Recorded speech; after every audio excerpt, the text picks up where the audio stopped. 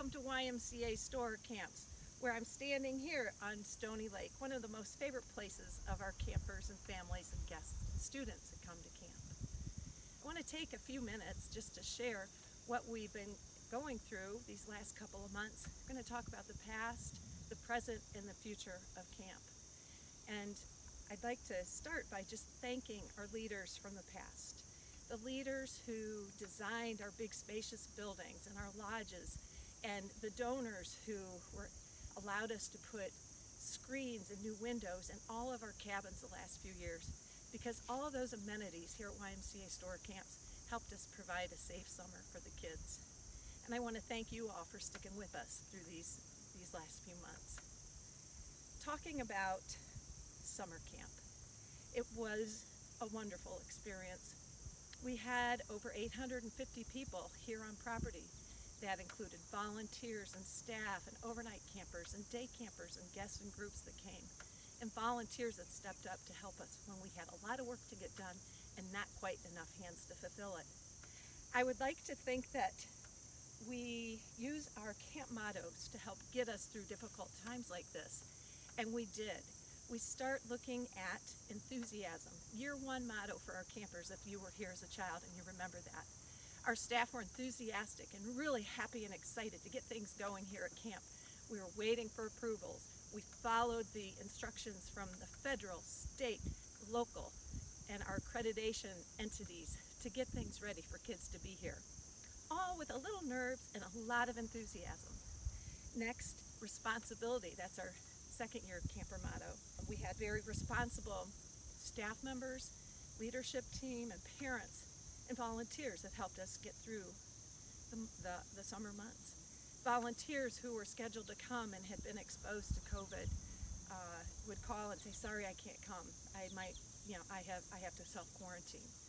Parents who had their children registered, and they called us 2 or 3 days ahead, or sometimes even the night before, and say, "I am so sorry, I can't bring my child because they were exposed last week and we just found out. But we'll be there next year." Our staff who were responsible in their training and learning all the mitigation practices and the new cleaning procedures and adapting to this wonderful schedule that was put together for the kids, they did a great job. And they were also very responsible during their time off and were committed to keeping camp healthy. I'd also like to thank our leadership team for adapting and changing with every day when we had to make new decisions and make different things happen. So responsibility helped us have a safe summer. Next, it's humility. At one of our board meetings, one of our board members said, "Hey, Beck, you know there's going to be COVID here at camp." His wife works in the medical field, and we knew that the virus would be here. So we approached it with humility and vigilance, and really worked on the cleaning and mitigation practices to make sure everybody would be as safe as possible. We also were prepared if there was an exposure or an illness or an outbreak, and we had procedures ready to go. Unfortunately, we didn't have to follow any of that. But with the humility, it also reminds me that we were watched over by the grace of God and a little luck to keep us COVID-free this summer. Next, our fourth year motto is leadership. We had a great leadership team with years of experience. They adapted in program, food service, housekeeping, maintenance, administration to make things happen for the kids this summer. Our leadership was top-notch and knew what to do by following the procedures and adding a little Storer Camps fun to all the changes that were made here at camp this summer. And finally, service. It's what we're about. We serve others, and we wanted kids that had been inside most of the spring to come up here and have a great experience.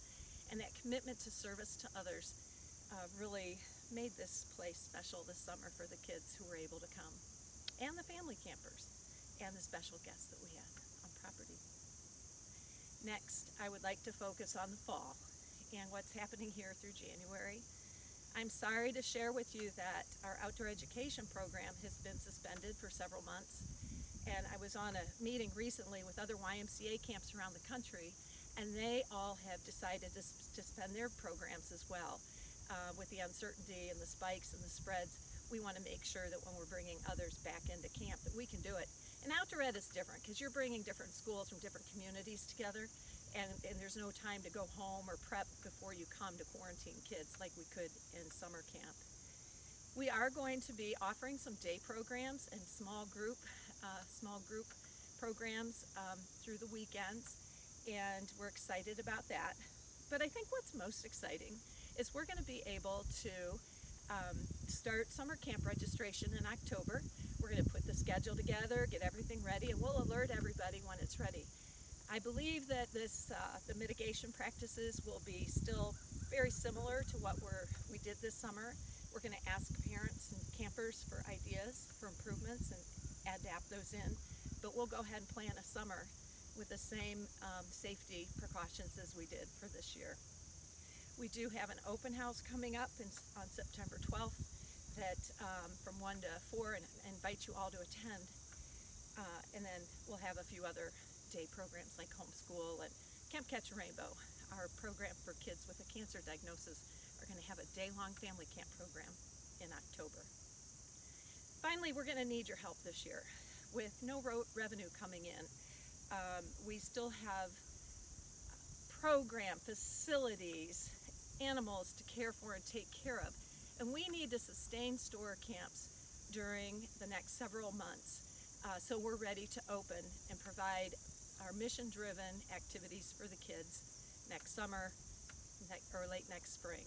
So your help would be greatly appreciated, and we'll have a lot of information coming out through social media, through the mail, and any help you can provide would be greatly appreciated. I would like to end just by sharing a little bit going back to the past. So Doc Miller was one of our legacy directors. He was pretty much our first director. He was here for decades, and he is buried in a cemetery not too far from here. And I'm gonna kind of take some liberty to edit what that says a little bit, but this just speaks so close to my heart. And so I'm going to take the words from his tombstone and add some words to make it relevant to today, and hope that this brings meaning to you and brings you some joy as well. So, YMCA Storer Camps is a place for boys and girls to develop minds for learning, minds for thinking, and minds for making good decisions. It's a place where they develop their bodies, where they become stronger. They learn to walk a lot and develop their muscles. And they learn to take care of their bodies through good nutrition and hydration and fresh fruits and fresh vegetables and just being responsible for themselves. And finally, they develop hearts for loving. And this is learning to love themselves. At camp, they just learn how to figure out who they are and what they want to be and how they want to act and how they think about things. And that's the beauty and joy of camp. But that love in their heart also reaches out to everybody. They meet kids that are different than them. They're learning about inequities in our country. We're focusing on treating others well and how to get along with different types of folks. And we want to make sure that those hearts for loving are expanded beyond their home and their neighborhood, but out to the world as well. I know you as alumni and Storer Camps friends and family know this, and please join us over this course of the year as we continue to plan and make things good for the bright future that we have at YMCA Storer Camps. I have a few summer camp stories to share with you. We received a note from one of our day camp families, and they were so pleased that their daughter, who has a hard time making friends, was able to make friends here this summer at camp. And they were also so pleased that she had a joyful experience and that we were able to provide this for children during a pandemic season.